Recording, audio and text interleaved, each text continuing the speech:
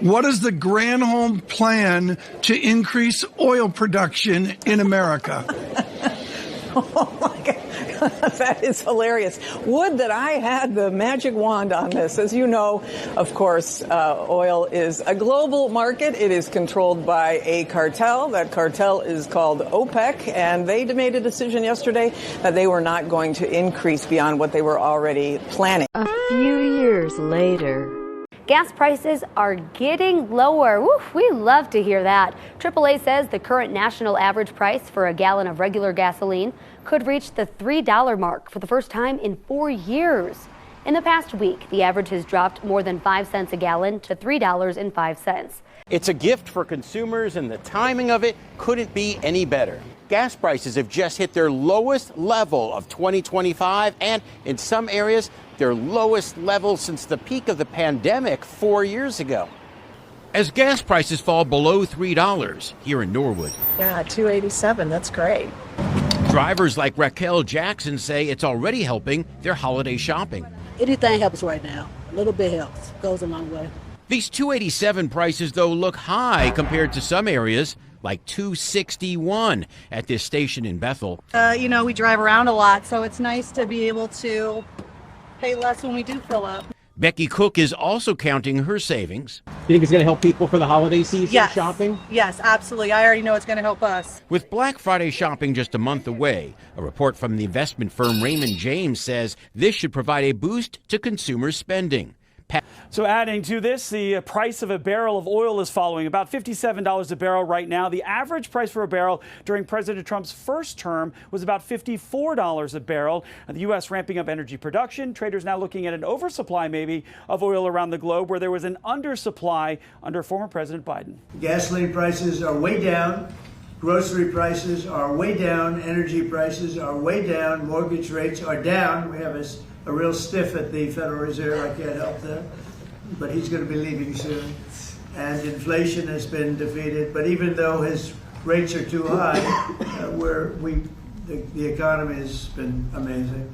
Boy. So we got to talk about this eye-opening interview between ABC, Trump deranged propagandist, George Slopopotamus, and Walmart U.S. President and CEO John Furner, okay? Because the narrative that the mainstream liberal media wants to put out there is that the Trump economy is bad, right? That it sucks, that things are not great right now. However, the problem with this narrative is that, one, it's not taking into account that President Trump, we know this for a fact, this is not a political talking point. This is just based off the fact that the last few jobs reports from the Bureau of Labor Statistics have shown that the Biden economy was completely and totally fake, okay? That 800,000 to 1 million jobs that we thought were created during the last year of the Biden administration were not created at all. So basically, the Trump administration inherited a labor market recession, right? There was a recession in the jobs market, in the labor market with President Trump coming into office, okay?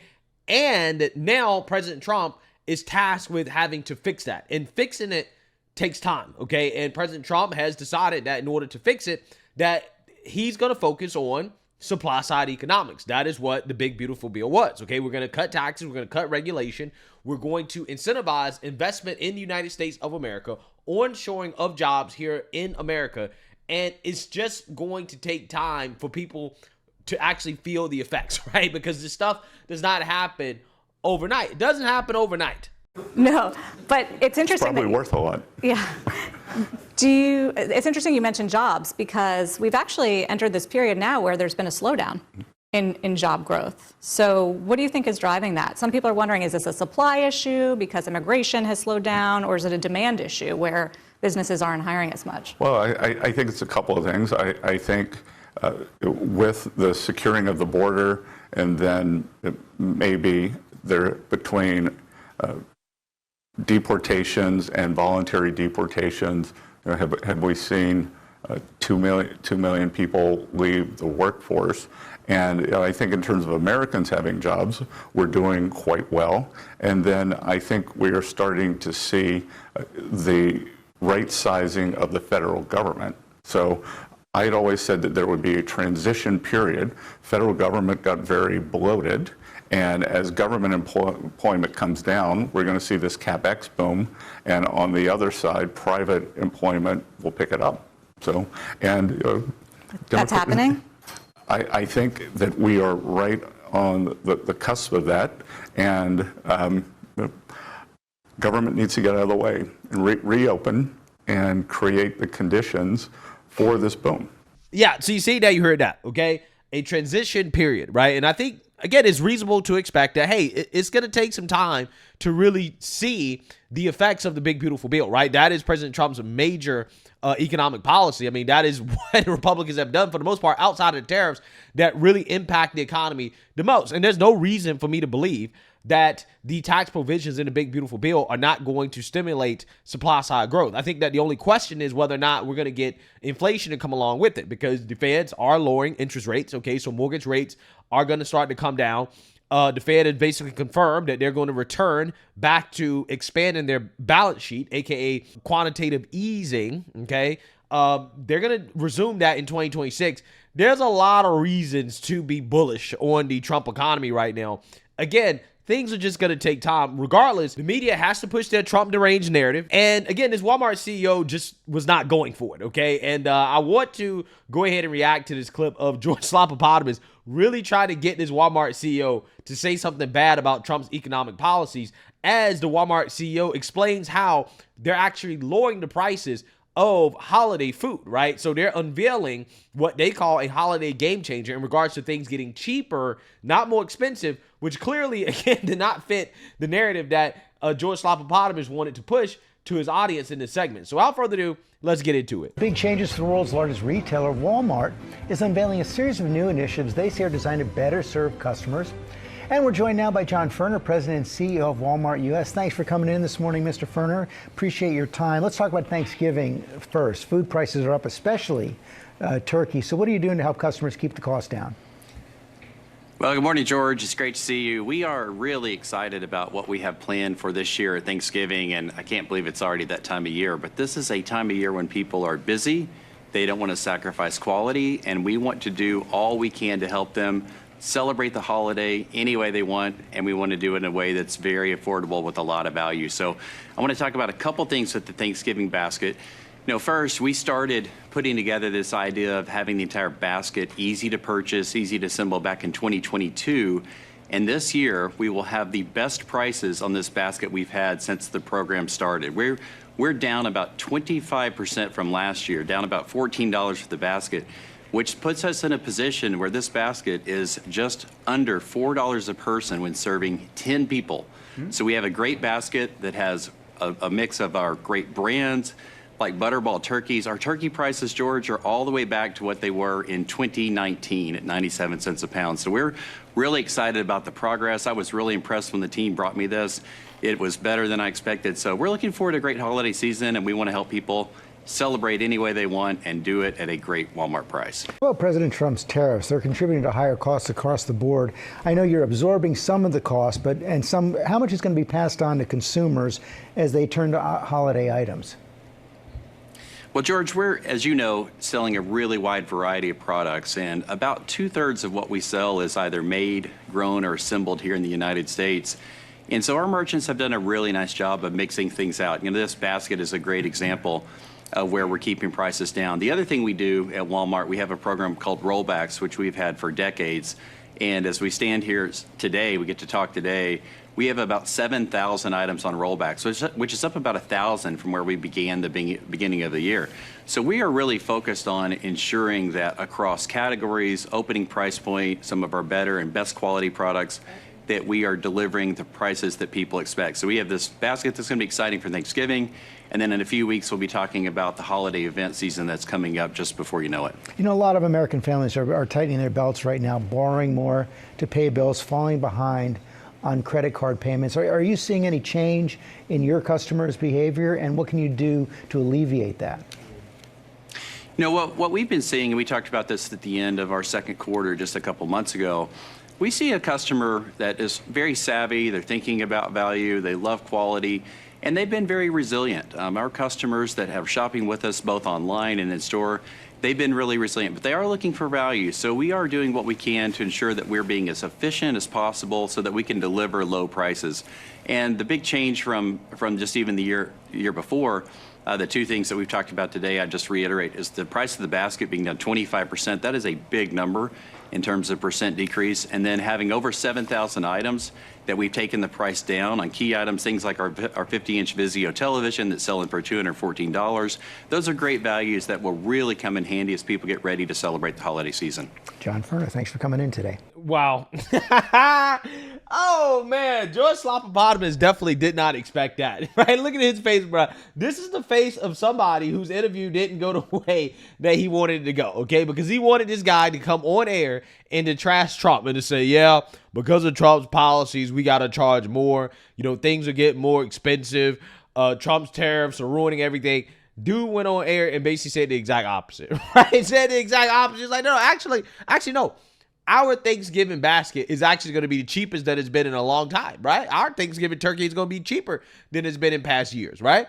He's saying that, hey, we're rolling back on a lot of things, right? We're rolling back prices across the board, right? So again, this, idea that Trump's tariffs are causing these massive price increases, I think is unfounded, right? Unproven, right? Up until this day. Now, again, we don't know exactly what the next CPI report is going to say. That one actually is coming out on Friday. That's a big one. That's a huge one, because if the report shows that inflation is still, at 3% or below, then that is going to be very bullish, right? That means that the Feds are going to continue to cut interest rates, which again will help boost, right? It will help boost a lot of job growth. It will help boost the economy. Okay, again, the only thing I'm worried about is inflation, but I'm hoping that, again, the supply side stimulus helps reduce the chance of inflation getting out of control.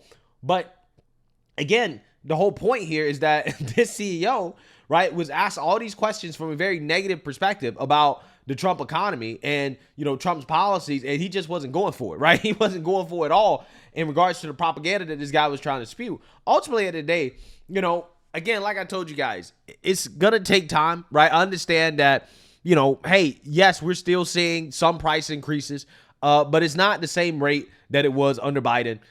Things are starting to kind of settle down, and it's going to take time to really feel the effects of Trump's policy, okay? I mean, supply side economics, it basically calls for massive investment, right? When you talk about investments, when you talk about deregulation, that takes time, right? It's not as easy as what Democrats like to do, which is just to pass out cash, right? They like to just pass out cash, okay?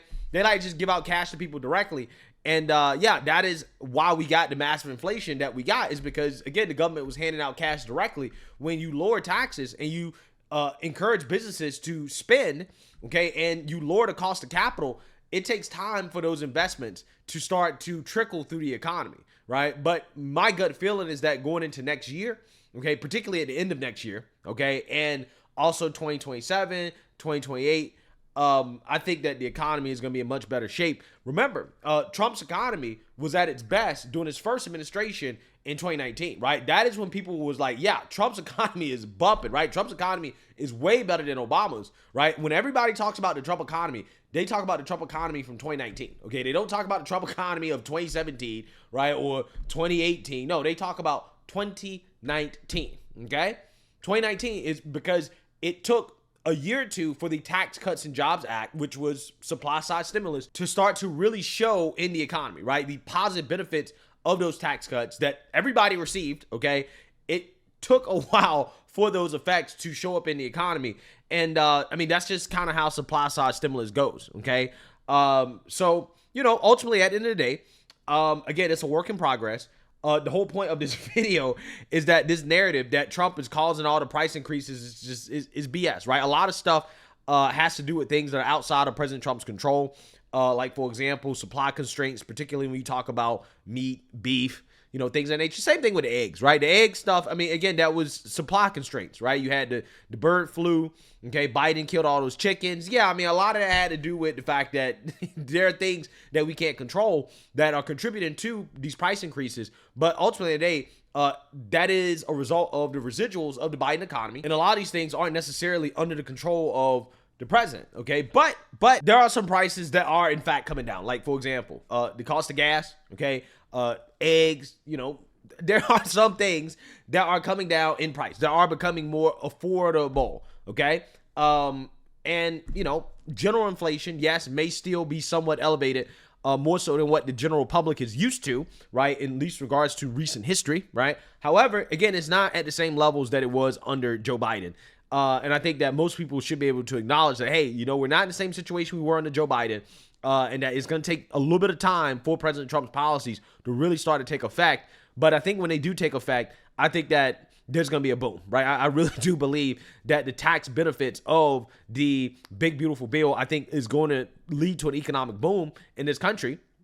And you're going to see more jobs, but it's just going to take time for it to really take effect. Just like the Tax Cuts and Jobs Act took time, I think that this is going to take time. Regardless, I think blaming Trump for the residuals of Biden's economy is not necessarily honest journalism here from George Stephanopoulos, okay? But if he was an honest journalist, then he probably wouldn't be working at ABC. So let me know what you guys think. Make sure you like, comment, and subscribe. Most importantly, share a Black conservative perspective. Peace.